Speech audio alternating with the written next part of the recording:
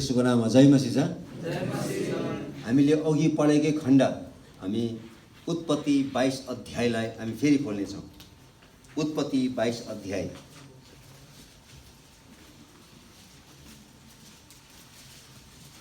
आजको शीर्षक छ गॉड विल प्रोवाइड, जेहोवा जाइरे। पवित्र परमेश्वरले जुटाउनुहुन्छ, यहोवा इरे भने। आजको यो विशेष वचनमा चाहिँ आमा बाउको लागि र छोरा छोरीको लागि चाहिँ एउटा विशेष सन्देश छ। इजरायलीहरू प्रतिज्ञाको देश कनानमा प्रवेश गर्न भन्दा अघि मोसाले तिनीहरूलाई अब्राहमको जीवनबाट केही अर्थपूर्ण कुराहरू सिकाएको छ, ताकि तिनीहरू चाहिँ प्रतिज्ञाको देशमा गइसके पश्चात यो शिक्षालाई चाहिँ तिनीहरूले निरन्तर रूपले पालना गर्नुपर्ने थियो। अब यो शिक्षा के रहेछ त? आउनुहोस् हामी अब्राहमको जीवनबाट हामी विशेष उत्पत्ति 22 अध्यायमा हामी विचार गर्नेछौँ। तपाईँले यहाँनिर 1 र 2 पद राम्रोसँगले पढ्नुभयो भने यहाँ यसरी लेखिएको छ, परमेश्वरले अब्राहमसँग महँगो होम बलिको माग गरेको छ। एकदमै महँगो होम बलिको माग गर्नुभएको छ। त्यो चाहिँ हो अब्राहमले आफ्नो एकमात्र पुत्र इसाकलाई चाहिँ पवित्र परमेश्वरको निम्ति चाहिँ होम बलि गर्नुपर्ने थियो। परमेश्वरले अब्राहमलाई तिनको वृद्ध अवस्थामा, तिनी 100 वर्ष हुँदाखेरि यो प्रतिज्ञाको छोरा इसाकलाई दिनुभएको थियो। र परमेश्वरले अब्राहमसँग जति पनि करारको प्रतिज्ञाहरू गर्नुभएको थियो, त्यो हरेक करारको प्रतिज्ञाहरू चाहिँ यही छोरा इसाकबाट चाहिँ पुरा हुनुपर्ने थियो। जुन कुरो 12 अध्यायमा लेखेको छ, 15 अध्यायमा लेखेको छ, 17 अध्यायमा लेखेको छ र यो 22 अध्यायमा लेखेको छ। परमेश्वरले अब्राहमसँग यो महँगो होम बलि माग्नुको मुख्य उद्देश्य चाहिँ अब्राहमको विश्वासको जाँच गर्नको निम्ति हो। अब्राहमले साँच्चै रूपले पवित्र परमेश्वरमाथि विश्वास गरेको छ कि छैन भनेर तिनीलाई जाँच गर्नको निम्ति परमेश्वरले तिनको एकमात्र तिनको हृदयको टुक्रालाई परमेश्वरले माग्नु भएको छ। यो कथाको लेखकले अथवा मोसाले चाहिँ परमेश्वरको डर मान्नुपर्छ र परमेश्वरको आज्ञा पालन गर्नुपर्छ भन्ने कुरो चाहिँ बताएको छ। परमेश्वरको डर मान्नु नै परमेश्वरको आज्ञा पालन गर्नु हो, अथवा परमेश्वरको डर र परमेश्वरको आज्ञा चाहिँ उस्तो है, यो चाहिँ फरक छैन है भन्नु खोजेको छ। परमेश्वरले अब्राहमसँग महँगो होम बलि माग्नु हुँदा अब्राहमले कुनै पनि प्रश्न उठाएको छैन। ऊ तुरुन्तै जरक जुरुक उठेर चाहिँ ऊ हिँडिहालेको छ। अब्राहमले यसो भनेन, यदि मैले मेरो छोरा इसाकलाई तपाईँको निम्ति होम बलि चढाएँ भनेदेखि तपाईँको प्रतिज्ञाहरू कसरी चाहिँ पुरा हुन सक्छ र भनेर उसले प्रश्न उठाएको छैन।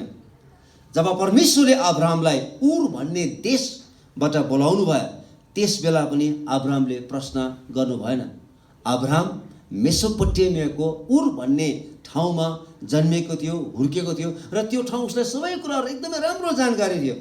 तर परमेश्वरले अब्राहमलाई त्यस्तो ठाउँबाट चाहिँ यस्तो ठाउँमा बोलाउँदै हुनुहुन्छ जुन ठाउँमा चाहिँ पानीको कुनै पनि सुविधा नै छैन।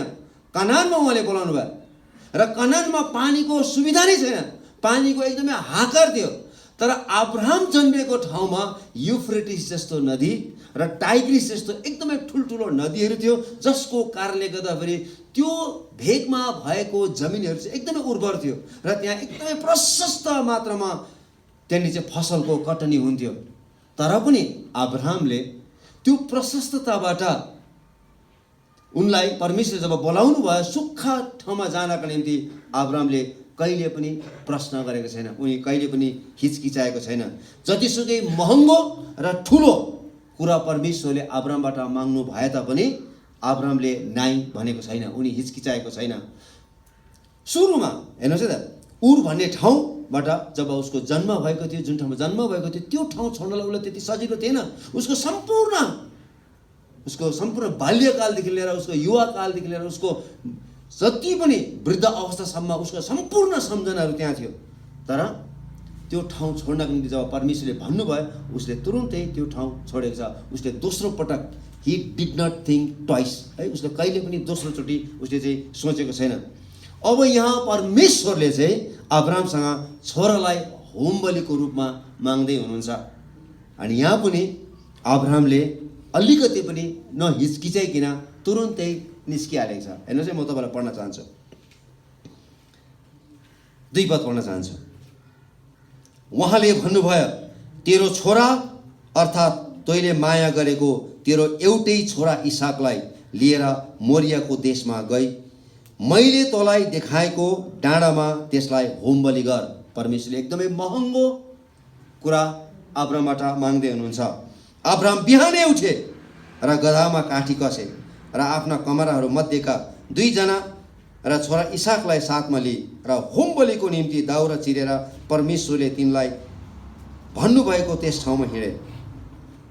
तुरुन्तै without any question, without any reaction है, कति पनि रियाक्सन नगरिकन ऊ चाहिँ त्यहाँबाट हिँडिहालेको छ। अनि यो कुरो चाहिँ उसले कसैलाई पनि भनेको छैन, उसले आफ्नै श्रीमतीलाई पनि भनेको छैन, किनभने उसलाई थाहा थियो यदि मैले यो कुरो मेरो श्रीमतीलाई भन्यो भने उसको हृदय भाँचिनेछ, किनभने यो चाहिँ एकदमै वृद्ध अवस्थामा जन्मेको बालक हो। उनीहरूले यो बालकको निम्ति 25 वर्षसम्म यिनीहरूले पर्खिनु परेको थियो परमेश्वरको प्रतिज्ञालाई, र पक्कै पनि उसको श्रीमतीको हृदय भाँचिने थियो, ऊ रुनी थियो, पक्कै पनि उसले रोक्ने धेरै प्रयासहरू गर्ने थियो, र उसले गाउँको मान्छेलाई पक्कै पनि बोलाएर ल्याउने थियो र अब्राहमलाई रोक्ने थियो। यसकारण अब्राहमले यो कुरा चाहिँ आफ्नो श्रीमतीलाई भनेको छैन र ऊ चुपा लागेर बसेको भए पनि हुन्थ्यो, किनभने कसैले पनि सुनेको थिएन। जब परमेश्वरले अब्राहमलाई भन्नुभयो यो कुरो कसैले पनि थाहा पाएको थिएन, इसाकलाई पनि थाहा छैन, उसको श्रीमतीलाई पनि थाहा छैन, गाउँलेलाई पनि थाहा छैन। ऊ चुपा लागेर बसेको भएदेखि के पनि थिएन, सबै कुरो नर्मलै हुने थियो। तर he was a man of faith है, he was a man of obedience. यसकारण यो मानिस चाहिँ एउटा विश्वास गर्ने व्यक्ति र आज्ञाकारी व्यक्ति भएको कारणले पनि यो मान्छेले कुनै पनि प्रश्न नगरिकन तुरुन्तै यो मानिसले चाहिँ आफ्नो छोरालाई टिपेर जुरुक्क उठेर हिँडिहालेको छ। हेर्नुहोस् है, जब परमेश्वरले अब्राहमलाई उर भन्ने देशबाट बोलाउनु भयो त्यस बेला पनि उनले प्रश्न गरेनन् र परमेश्वरले तपाईँले मलाई पानी नभएको ठाउँमा किन पठाउँदै हुनुहुन्छ भनेर त्यहाँनिर पनि कुनै पनि प्रश्न उठाएको छैन। त्यति बेला भर्खरै उर, यो मेसोपोटेमियाको उर भन्ने ठाउँ अथवा मेसोपोटेमिया यो क्षेत्र चाहिँ भर्खरै सिभिलाइज हुँदै थियो, भर्खरै यो विकास हुँदै थियो, र त्यो विकास भएको ठाउँबाट चाहिँ परमेश्वरले अविकासित ठाउँ एकदमै ढुङ्गा चटन भएको ठाउँमा चाहिँ परमेश्वरले ल्याउँदै हुनुहुन्थ्यो, तर पनि उसले कुनै पनि प्रश्न गरेको छैन। अब्राहमले परमेश्वरको आज्ञा पालन गर्नको निम्ति उनी हिचकिचाएको छैन। यो खण्डमा परमेश्वरले यति ठुलो बलिको माग भएको छ भनेर चाहिँ अब्राहम कुनै पनि ठाउँमा चाहिँ शोक गरे भन्ने कुरो बताएको छैन। तपाईँ 22 अध्याय तपाईँले राम्रोसँगले पढ्नुहोस्, त्यहाँनिर अब्राहमले छाती पिट्यो, अब्राहम रुँदै हिँड्यो, अब्राहमले यो कस्तो खालको परमेश्वर के माग्नु भएको होला परमेश्वर भनेर चाहिँ कहीँ पनि लेखिएको छैन। अब्राहमले विलाप गर्यो भन्ने कुरो कहीँ पनि लेखेको छैन। तिनी बेर्सेबाबाट है मोरिया भन्ने डाँडामा पुग्नको निम्ति उकालो ओह्रालो हुँदै 3 दिनसम्म यात्रा गरेको छ। अब्राहम एक वृद्ध मानिस थिए र त्यो 3 दिनको यात्राको क्रममा कहीँ पनि अब्राहम रुयो भन्ने कुरो बताएको छैन है, अब्राहम निराश भयो भन्ने कुरो बताएको छैन, अब्राहम चाहिँ हरेस खायो भन्ने कुरो बताएको छैन, अब्राहमले चाहिँ परमेश्वरलाई प्रश्न गर्यो भन्ने कुराहरू कहीँ पनि उल्लेख गरिएको छैन। अब्राहमले यो आज्ञा पालनलाई आराधना भनेको छ। हेर्नुहोस् न, अब्राहमको सोचाइ अनुसार चाहिँ यदि मैले परमेश्वरको आज्ञा पालन गरेँ भनेदेखि चाहिँ यो चाहिँ मैले पवित्र परमेश्वरको आराधना गरे सरा हो। 5 पदमा हेर्नुहोस् है, म तपाईँलाई पढ्न चाहन्छु। तब अब्राहमले आफ्ना कमाराहरूलाई भने, तिमीहरू यहाँ गधासँग बस, म र यो केटा माथि परसम्म गएर आराधना गरी तिमीहरू कहाँ फर्केर आउनेछौ है। कतिवटा बाइबलमा पूजा भन्ने शब्द प्रयोग गरेको छ, तर यहाँनिर चाहिँ अङ्ग्रेजीमा हामी वर्शिप भन्ने शब्द प्रयोग गरेको छ। म र यो केटा अलिक परसम्म गएर चाहिँ पवित्र परमेश्वरको आराधना गरेर आउनेछौँ। यसकारण अब्राहमको निम्ति चाहिँ आज्ञा पालन गर्नु भनेको चाहिँ के हो त भन्दाखेरि पवित्र परमेश्वरको आराधना गर्नु सर हो। यहाँ बाउ र छोराको एकदमै राम्रो यो के अरे हामी आज्ञा पालनको कुराहरू हामी भेटाइरहेका छौँ। यो 3 दिनको यात्रामा इसाक कहीँ पनि बोलेको छैन। इसाक बोलेको छैन। उसले आफ्नो बाउको मिसनमा, आफ्नो बाउ जुन उद्देश्यको निम्ति बेर्सेबाबाट मोरिया भनी डाँडामा 3 दिनसम्म यात्रा गरेर आइरहेको छ, उसले आफ्नो बाउलाई साथ दिएको छ। उसले कहीँ पनि बाबा म हिँड्न सक्दिनँ, अब म थाकेँ, उसले के पनि भनेको छैन। तपाईँ कहाँ जानुभएको, मलाई किन लिएर जानुभएको, म घरमै बस्ने थियो, उसले कहीँ पनि प्रश्न उठाएको छैन। उसले चुपचापसँगले बाउ जहाँ जहाँ गएको छ बाउको पछि पछि लागेको छ। हरेक छोराछोरीले बुझ्नुपर्ने सत्यता हो, आफ्नो बाउ जहाँ जहाँ जाँदैछ। हेर्नुहोस् है त, अब्राहमको आज्ञा पालनमा इसाकले सहभागिता जनाएको छ। परमेश्वरले आफ्नो बाबुलाई अराउनु भएको सेवा पुरा गर्नको निम्ति तिनी पूरा रूपले सहभागी भएको छ। आफ्नो बाउलाई परमेश्वरले जुन सेवा दिनुभएको छ त्यो सेवा पुरा गर्नको निम्ति उसले कहिले पनि बाधा बनेको छैन। तिनले दाउरा र छुरी बोकेका छन्। हेर्नुहोस् है त 6 पदमा म तपाईँलाई पढ्न चाहन्छु। अब्राहमले होमबलिको दाउरा उठाएर आफ्नो छोरा इसाकलाई बोकाए र आगो र छुरी आफ्नो हातमा लिए र ती दुवैजना अघि सँगसँगै बढे। हेर्नुहोस् है त, इसाकलाई के बोकाएको छ, दाउरा बोकाएको छ। र त्यति मात्रै नभएर त्यहाँनिर चाहिँ दोरी है, यहाँनिर दोरीको बारेमा लेखेको छैन, तर पक्कै पनि इसाकलाई दोरी पनि बोकाएको हुनुपर्छ। यस बेला यो समयमा इसाक कम्तीमा पनि 13 देखि 14 वर्षको हुनुपर्छ।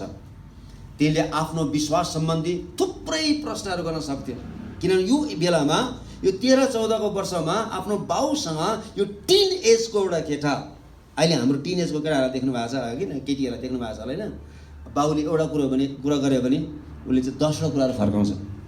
13 वर्षदेखि 19 वर्षका नानीहरूले बाउले आमाले एउटा कुरा भन्दाखेरि चाहिँ छोराछोरीले चाहिँ थुप्रो शब्दहरू फर्काउँछ, झडङ झडङ रिसाउँछ, हो किन है। म मर्दिन्छु अन्त भन्छ है, नचाहिने धागहरू लगाउँछ, नाम मर्नु सकोस् फेरि, नचाहिने धागहरू लगाउँछ। तर यहाँनिर हेर्नुहोस् न, उसले थुप्रो प्रश्नहरू गर्न सक्थ्यो यो टिन एजको केटाले। अब्राहम आफैले सोचिरहेको छ मनमा सायद यसरी, अब म मेरो छोरालाई होम बलि गर्दैछु, तिनी मबाट अलग हुँदैछ, अब तिनी मर्नेछ भने अब्राहमले आफ्नो छोराको निम्ति कहीँ पनि विलाप गरेको छैन, कहीँ पनि विलाप गरेको छैन। हेर्नुहोस् है त, तिनले आफ्नो छोरालाई परमेश्वरको बारेमा, विश्वासको बारेमा र आज्ञा पालनको बारेमा सिकाएको छ। अब्राहमले भने 8 पदमा परमेश्वरले जुटाउनुहुन्छ भन्ने कुराहरू। यहाँनिर एउटा असल बाउ कस्तो हुनुपर्छ है, एउटा असल प्यारेन्ट कस्तो हुनुपर्छ भन्ने कुरो चाहिँ हामी अब्राहमको जीवनबाट एउटा असल नमुना हामी देख्न सक्छौँ। 7 पदमा हेर्नुहोस् त, यहाँनिर छोराले प्रश्न गरेको छ।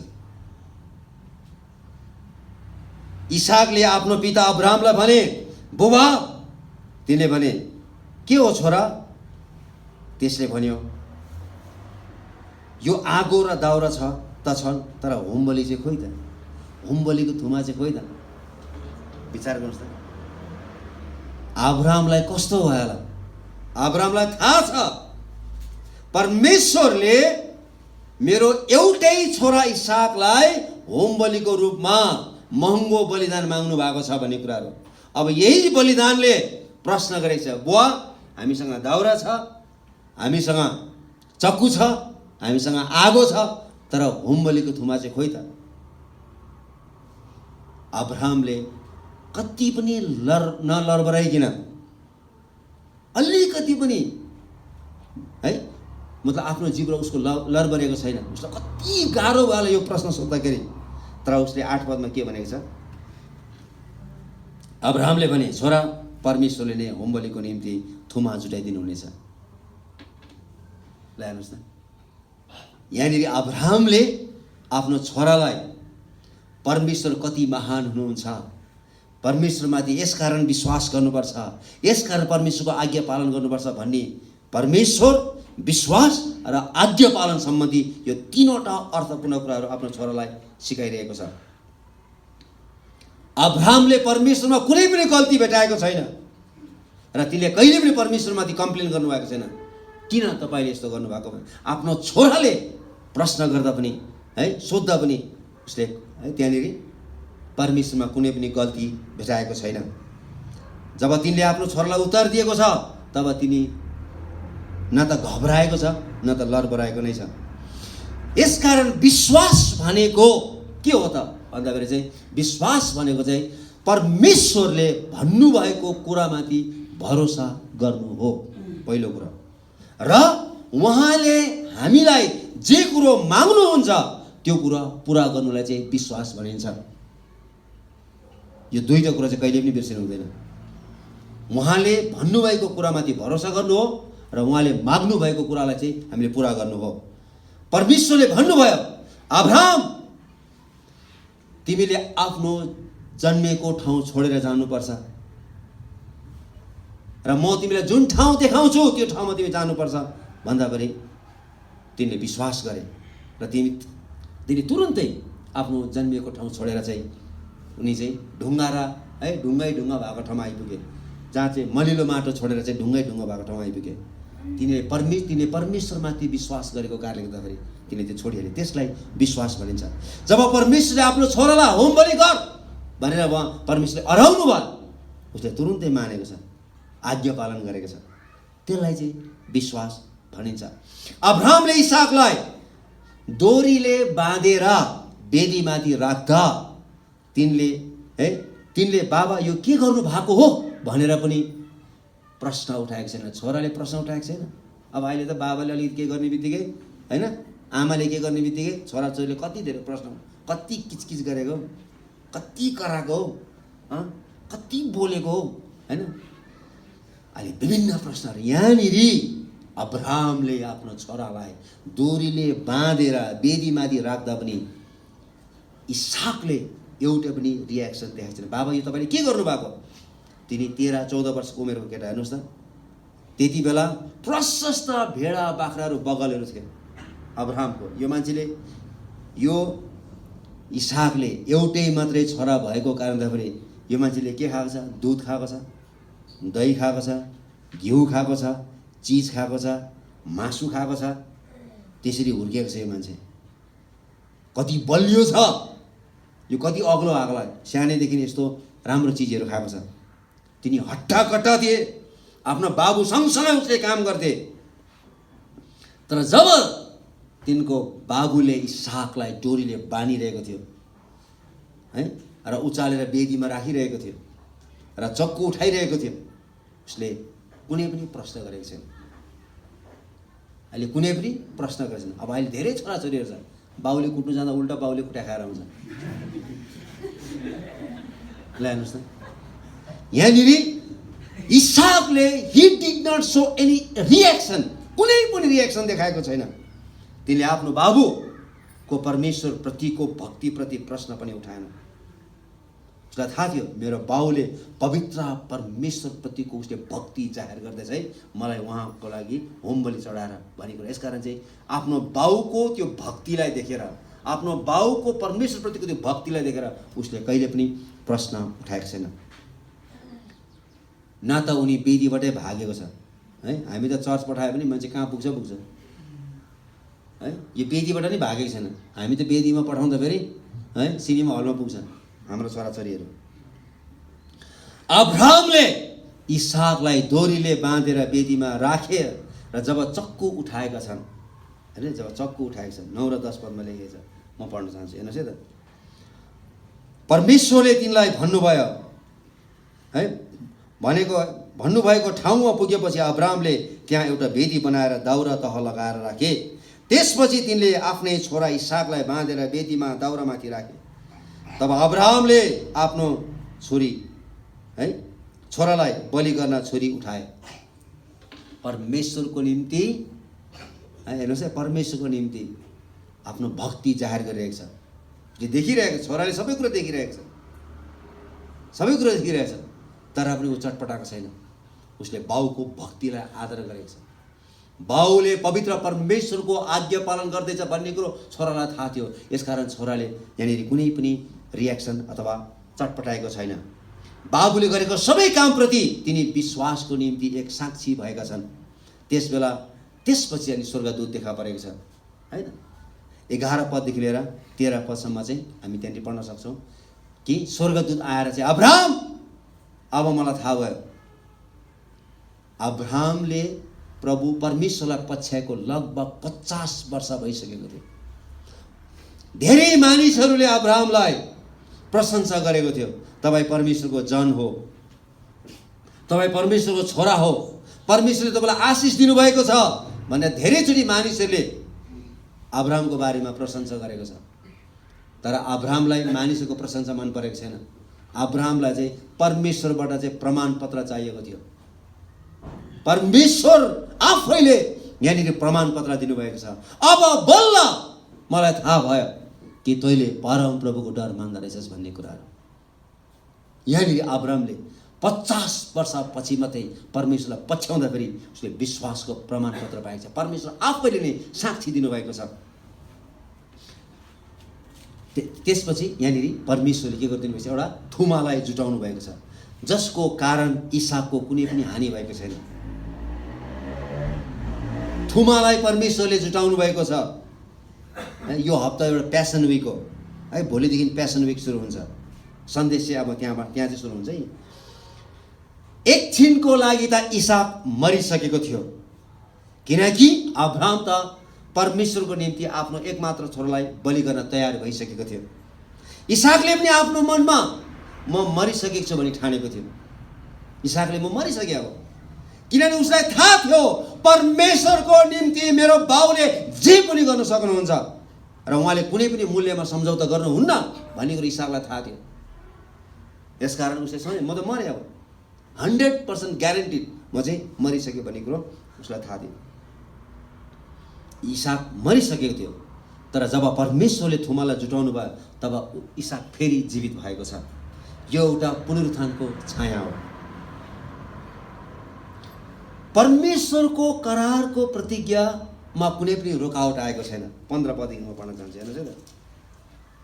परमेश्वरले जुन प्रतिज्ञाहरू इसाकबाट पुरा गर्न खोज्नु भएको थियो, अब फेरि त्यो निरन्तरता हुने भयो।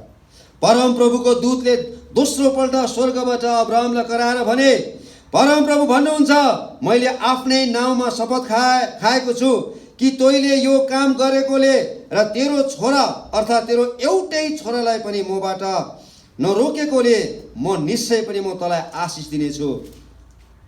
तेरो सन्तानको वृद्धि तेरो आकाशको तारा र समुद्रको किनारमा भएका बलुवा सरा म तुल्याउनेछु। तेरो सन्तानले आफ्ना शत्रुहरूको सहरहरू कब्जा गर्नेछन्।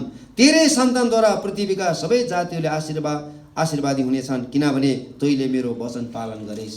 ओबिडियन्स, तैँले मेरो वचन पालन गरेको कारणले हेरे अब चाहिँ संसारको कुनै पनि मानिसले तेरो शाखा सन्तानलाई गर्न सक्ने छैन। अब यही छोरा जसलाई तैँले बलिदान गर्न निम्ति ल्याएको छस्, त्यही छोराबाट यति धेरै जातिहरू म निर्माण गर्नेछु, बनाउनेछु। मानिसले माथि आकाशलाई तारा जसरी गर्नुपर्नेछ त्यसरी नै तेरो सन्तानलाई गर्नुपर्नेछ। समुद्रको किनारमा भएको बलुवालाई मानिसले जसरी गर्नुपर्नेछ त्यसरी नै तेरो शाखा सन्तानलाई गर्नुपर्नेछ, किनभने तैँले मेरो आज्ञा पालन गरेको छस्। तेरो अनगिन्ती छोराछोरीहरू हुनेछ भन्नु खोजेको। यदि इसाकको मृत्यु भएको भए यो करारको प्रतिज्ञा पुरा हुने थिएन, किनकि परमेश्वरको योजना हाम्रो योजना होइन। इसाक मरिसकेका थिए, अब्राहमले पनि आफ्नो छोरालाई परमेश्वरको निम्ति वेदीमा चढाइसकेका थिए। तर अब तिनी वेदीबाट निस्केर आएको छ। तब तिनी अब्राहमको निम्ति, जब तिनी इसाक वेदीबाट निस्केर आएको छ, तब परमेश्वरले इसाकलाई चाहिँ अब्राहमलाई चाहिँ इसाक चाहिँ एउटा बहुमूल्य उपहार स्वरूप फेरि फिर्ता गरिदिनु भएको छ। यसकारण अब्राहमले यो ठाउँलाई यहोवा इरे भन्नुभयो। 14 पदमा लेखेको छ, हेर्नुहोस् न, 14 पदमा यसरी लेखेको छ, यसकारण अब्राहमले त्यस ठाउँको नाम परम प्रभुले जुटाउनुहुन्छ राखे, यहोवा इरे। परमेश्वरले जुटाउनुहुन्छ भन्ने कुरा। यही ठाउँमा पछि सुलेमान राजाले पवित्र परमेश्वरको निम्ति मन्दिर बनाएको छ र अहिले यो ठाउँमा चाहिँ मुस्लिमहरूको the Dome of the Rock भन्ने चाहिँ त्यहाँनिर चाहिँ स्थापना गरिएको छ, जसको कारणले गर्दाखेरि यहुदीहरू र इस्लामहरूको बिचमा एकदमै ठुलो द्वन्द्व भइ नै रहेको छ। यो मोरिया भन्ने ठाउँ यो उत्पत्तिको पुस्तकमा र अर्को ठाउँ चाहिँ दोस्रो इतिहास 3 अध्यायको 1 पदमा पनि लेखिएको छ।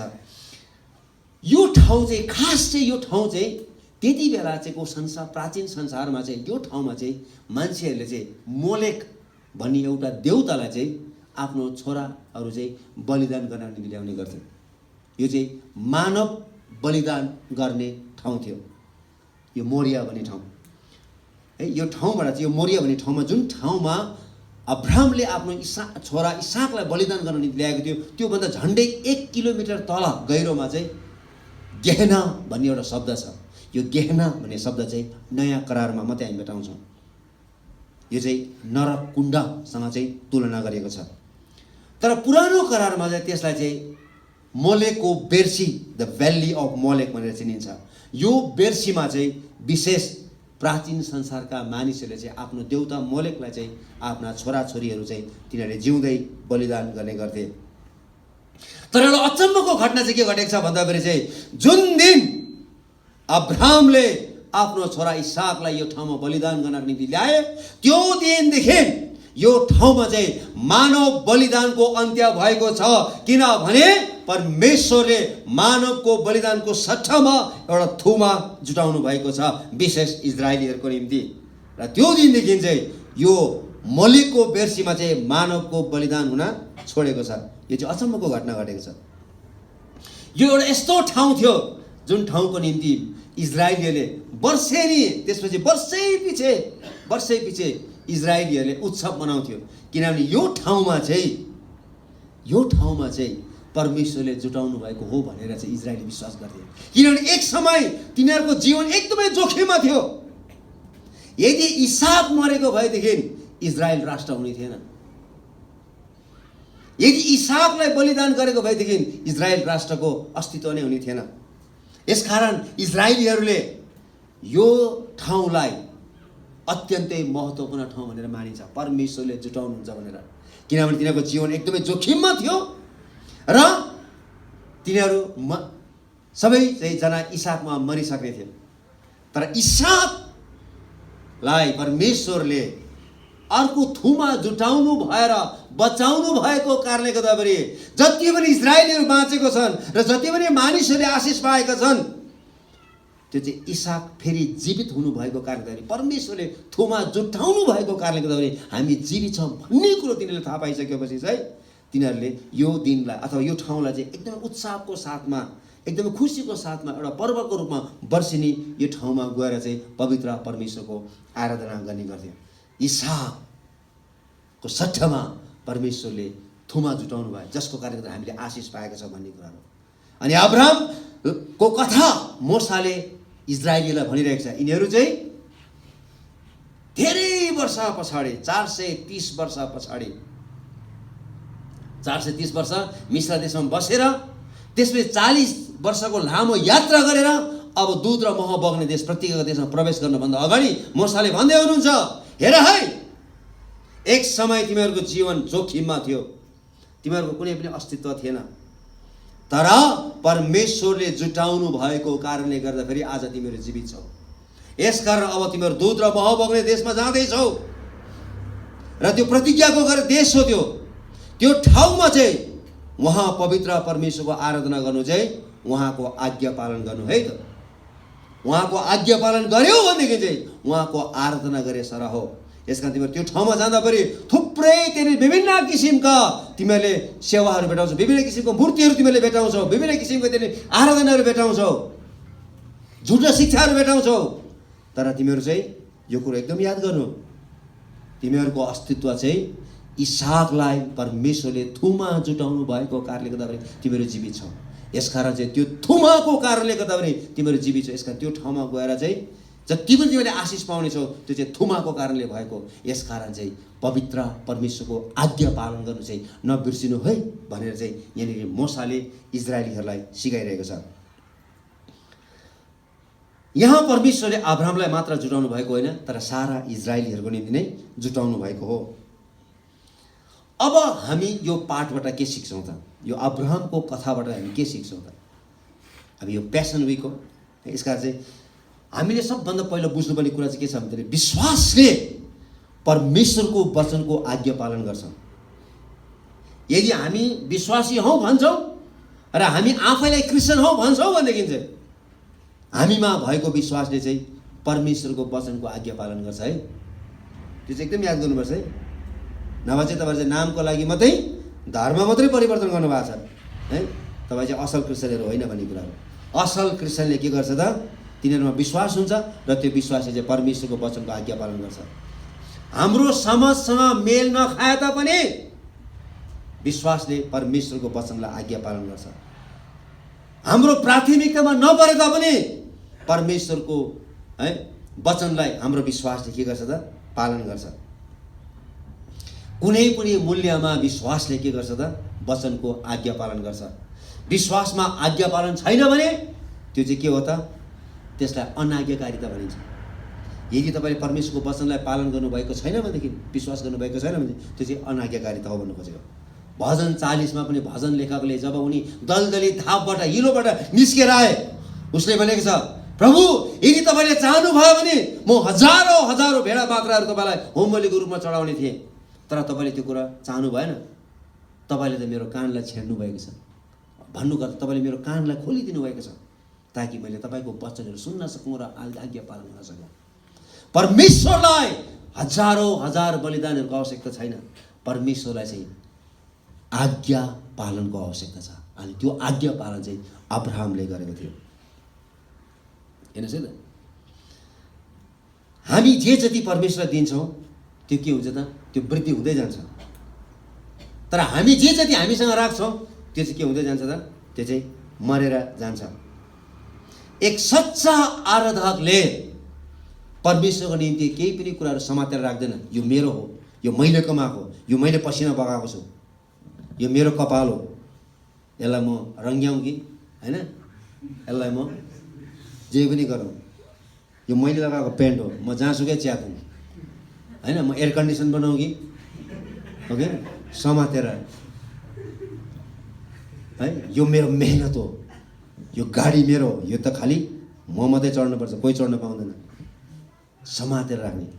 एक सच्चा आराधकले परमेश्वरको निम्ति केही पनि कुराहरू समातेर राख्दैन। हेर्नुहोस्, तर उहाँको आज्ञा पालनमा उहाँले जे माग्नुहुन्छ उहाँले जुटाउनुहुन्छ भनेर चाहिँ उहाँले दिनुहुन्छ। विश्वासले सबभन्दा असल थोक परमेश्वरले दिँदछ। यदि हामी विश्वास छौँ भन्छौँ भनेदेखि चाहिँ सबभन्दा असल थोक हामी परमेश्वरलाई दिन्छौँ। पर्सबाट 5 रुपियाँ निकालेर दिँदैन, 1000 नोट हुँदा हुँदै विश्वासले असल कुराहरू परमेश्वरलाई दिँदछ। अब राम्रोसँग विचार्नुहोस्, हामी कतिको विश्वासी छौँ भन्ने कुराहरू। आफ्नो निम्ति केही पनि कुराहरू समातेर राख्दैन।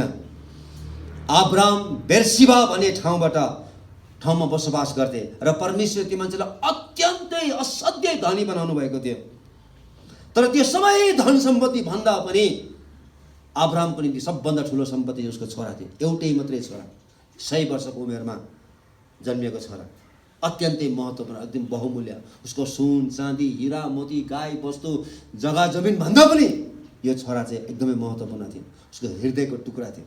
परमेश्वरले त्यही कुरो माग्नु भयो। अब्राहमले नाइ भनेन। अब्राहमले कहिले पनि नाइ भनेन। ऊ चाहिँ परमेश्वरलाई दिनका निम्ति ऊ तयारी भयो। परमेश्वरले अब्राहमलाई उहाँको छोराको निम्ति जुटाउनु भएको थुमा एक छाया मात्र थियो।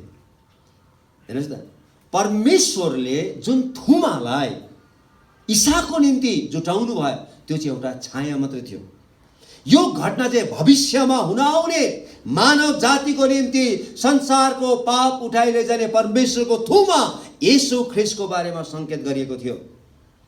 रोमी 5:3 अध्यायको 25 पदमा यसो लेखिएको छ, परमेश्वरले यीशुलाई पापको बलिको रूपमा प्रस्तुत गर्नुभयो भन्ने कुरा। हि प्रेजेन्टेड जिजस, है त्यहाँनिर चाहिँ प्रेजेन्टेड भने प्रस्तुत गर्नुभयो भन्ने कुरो बताएको छ। उत्पत्ति 22 अध्यायमा अब्राहमले इसाकलाई बलि चढाउन आफ्नो छुरी उठाएको छ, तर परमेश्वरले रोक्नु भएको छ। तर मानव जातिको पापलाई बोकेर जानुहुने उहाँको एकमात्र पुत्र यीशु ख्रीष्टलाई क्रुसमा बलिदान हुनको निम्ति परमेश्वरले दुईचोटि सोच्नु भएन, मैले मर्न दिनुभयो। किनभने हामी असहाय थियौँ, वी वेयर हेल्पलेस, हामी असहाय थियौँ। हामीले गरेको पापको मूल्य हामीले तिर्न सक्दैनथ्यौँ। परमेश्वर कहाँ पुग्न हामी असक्षम थियौँ। रोमी 3:23 त्यही भनेको छ, सबैले पाप गरेका छन् र परमेश्वरको महिमासम्म पुग्न चुकेका छन्। तर परमेश्वरले आफैले हामी कहाँ, हामीलाई उहाँ कहाँ आउनको निम्ति उहाँले आफ्नै पुत्रलाई पापको बलि चढाएर हाम्रो निम्ति सदाको निम्ति बाटो खोलिदिनु भएको छ। रोमी 8:31 र 32 पदमा यसरी लेखेको छ, हेर्नुहोस् है त। यदि परमेश्वर हाम्रो पक्षमा हुनुहुन्छ भने हाम्रो विरोधमा को हुन सक्छ र? परमेश्वरले हाम्रो निम्ति बाटो खोलिदिनु भएको छ। 32 पदमा, जसले आफ्नै निज पुत्रलाई बाँकी राख्नु भएन तर हामी सबैका निम्ति उहाँलाई दिनुभयो, के उहाँले हामीलाई सबै थोक पनि उहाँकै साथमा दिनुहुने छैन र? यदि परमेश्वरले आफ्नो पुत्रलाई दिनुभयो भने अरू हरेक थोक उहाँले हामीलाई दिन सक्नुहुन्छ भन्न खोजेको। उहाँले आफ्नो पुत्रलाई त बाँकी राख्नु भएन भने तपाईँले के माग्नु भएको छ परमेश्वरसँग, त्यो पनि दिन सक्नुहुन्छ। तपाईँ र मेरो पापको निम्ति त उहाँले आफ्नो पुत्रलाई त बाँकी राख्नु भएन भनेदेखि अरू तपाईँले के खाँचो छ, त्यो पनि उहाँले दिन सक्नुहुन्छ भन्न खोजेको। यसको अर्थ परमेश्वरले हामीलाई सबै कति धेरै प्रेम गर्नुहुन्छ भनेको यहाँनिर देखाएको छ कि उहाँले हाम्रो फाइदाको निम्ति आफ्नो पुत्रलाई पनि उहाँले बाँकी राख्नु भएन। हाम्रो धर्म कर्मले, हाम्रो ज्ञान र बुद्धिले हामी उहाँको नजिकमा हामी कहिले पनि आउन सक्दैनथ्यौँ, तर यो काम उहाँले नै गरिदिनु भयो हाम्रो निम्ति। इसाकले दाउराको भारी बोकेर मोरिया डाँडाको उकालोमा चढेको थियो। त्यसरी नै पापै थाहा नपाउनु भएका परमेश्वरको पुत्र यीशु ख्रीष्टले सारा मानव जातिको पाप बोकेर पाप बनिकिन उहाँ क्रुसमा चढ्नुभयो। दोस्रो कोरिन्थी 5:21 पदमा लेखिएको छ, उहाँले आफ्नो पुत्रलाई पनि बाँकी राख्नु भएन तर हाम्रो फाइदाको निम्ति उहाँले दिनुभयो, जसको कारणले गर्दाखेरि आज तपाईँले र मैले के पाएको छ त? जीवन पाएको छ। उहाँको सन्तानको निम्ति उहाँले जे पनि गर्न सक्नुहुन्छ। यदि हामीले उहाँलाई सच्चो रूपले विश्वास गरेको छ भने उहाँले जे पनि हाम्रो निम्ति गर्न सक्नुहुन्छ, जे पनि। नथिङ इज इम्पोसिबल, उहाँमा कुनै पनि कुराको असम्भव छैन। अब हामी यहाँ केबाट के लिएर जानु है त? केही न केही त लिएर जानु पर्यो। सङ्गति आइसकेपछि परमेश्वरले हामीले जे माग्नु भएको छ त्यो दिनुपर्छ, किनकि उहाँ नै हाम्रो अल्टिमेट स्रोत हुनुहुन्छ। हामीबाट उहाँले जे माग्नुहुन्छ, के माग्नु भएको छ है, यदि उहाँले तपाईँको हृदय माग्दै हुनुहुन्छ भने उहाँलाई दिनुहोस्, किनकि हाम्रो यो शरीरको सबभन्दा मुख्य भाग नै हाम्रो हृदय हो। शरीरको विभिन्न अङ्गहरू एकदमै महँगो छ, महत्त्वपूर्ण छ, तर त्योभन्दा पनि महत्त्वपूर्ण चाहिँ हाम्रो हृदय हो। त्यो हृदयलाई दिनुहोस् है। हाम्रो हृदय चाहिँ यो त मेरो श्रीमानको लागि मैले छुट्याएको छु, यो त मेरो श्रीमतीको लागि छुट्याएको छु, यो त मेरो बोयफ्रेन्डको लागि छुट्याएको छु, यो त मैले गर्लफ्रेन्डको लागि छुट्याएको छु। मैले हृदय त उसलाई दिइसकेँ त, अब त म उसको भइसकेँ। तपाईँले त्यसो गर्नुभयो भने चाहिँ है तपाईँले गलत गर्दै हुनुहुन्छ। यो हृदय चाहिँ केवल परमेश्वरको। तपाईँले गर्लफ्रेन्डलाई, बोयफ्रेन्डलाई, श्रीमानलाई, श्रीमतीलाई होइन, यो हृदय चाहिँ परमेश्वरको निम्ति हो। हामीले परमेश्वरलाई दिनुपर्छ, केटाकेटीलाई होइन। पहिलो कुरो है त। दोस्रो कुरो, यदि उहाँले हामीसँग समय माग्नु भएको छ भनेदेखि, यदि उहाँले हामीबाट प्रतिभा माग्नु भएको छ भनेदेखि, यदि उहाँले हामीले कमाएको परिश्रमको फल माग्दै हुनुहुन्छ भनेदेखि हामीले दिनुपर्छ। अब्राहमले सबभन्दा उत्तम थोक परमेश्वरलाई दिए, सबभन्दा उत्तम थोक। जीवनको सबभन्दा ठुलो जीवनको केन्द्र भनेको के हो? चर्च हो। तपाईँ चर्चै आउनुहुन्न र तपाईँ आफूले क्रिस्चियन भनेर फुक्नुहुन्छ भनेदेखि तपाईँलाई कसैले पनि पत्याउँदैन। पहिलो कुरो त मै पत्याउँदैन, बाइबलले पनि पत्याउँदैन, किनभने द सेन्टर अफ वर्सिप भन्छ, the centre of worship, the life of है, यो लाइफ चाहिँ के छ भन्दा चाहिँ हाम्रो चर्चसँग जोडिएको छ।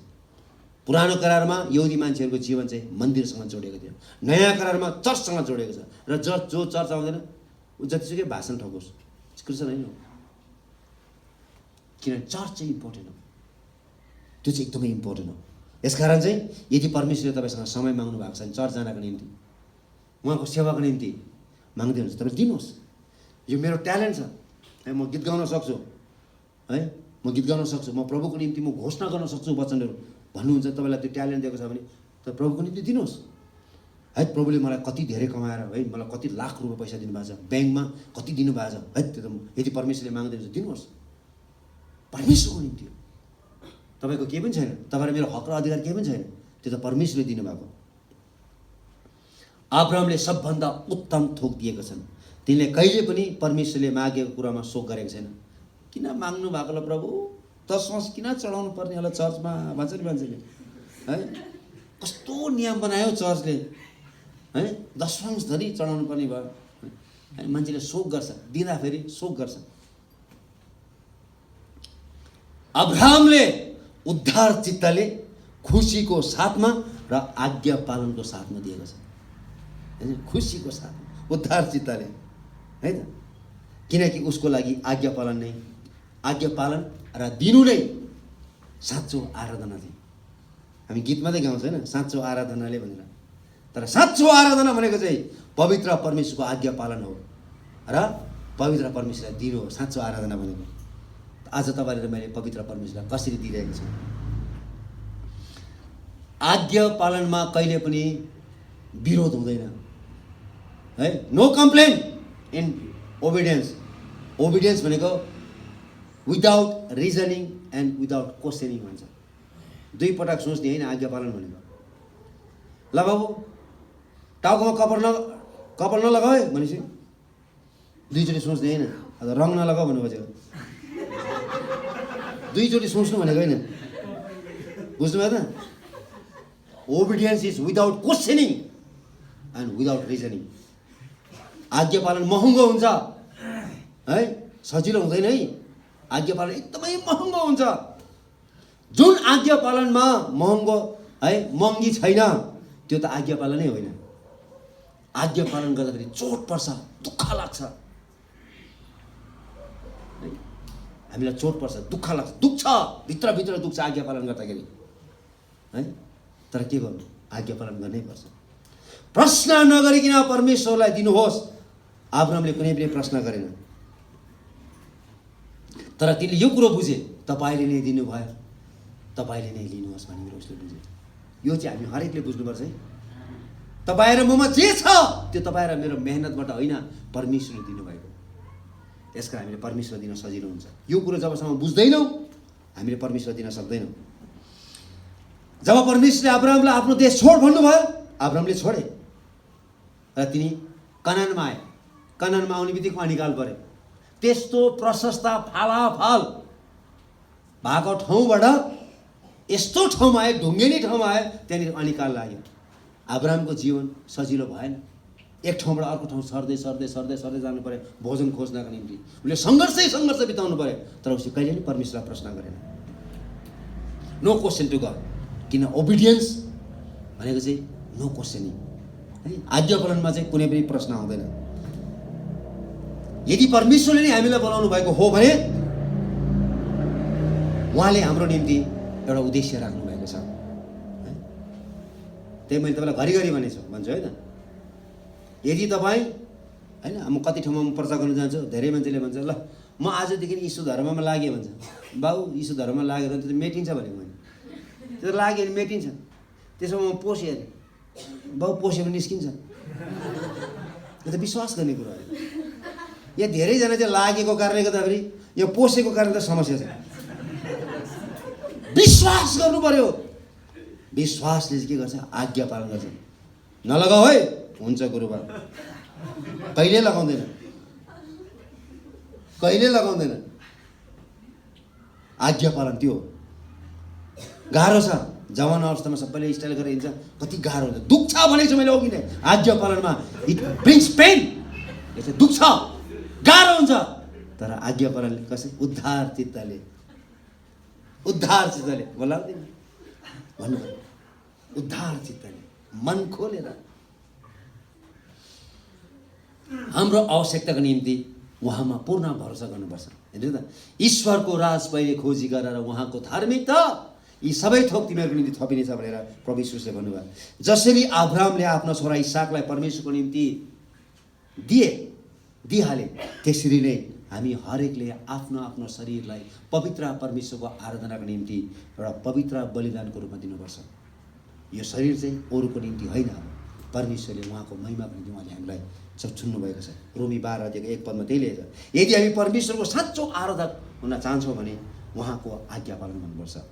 आज्ञा पालन बलिदान भन्दा पनि उत्तम। आउनुहोस् हामी प्रार्थना गर्नेछौँ। आउनुहोस् हामी सबैजना हामी एकछिन हामी प्रार्थना गर्नेछौँ।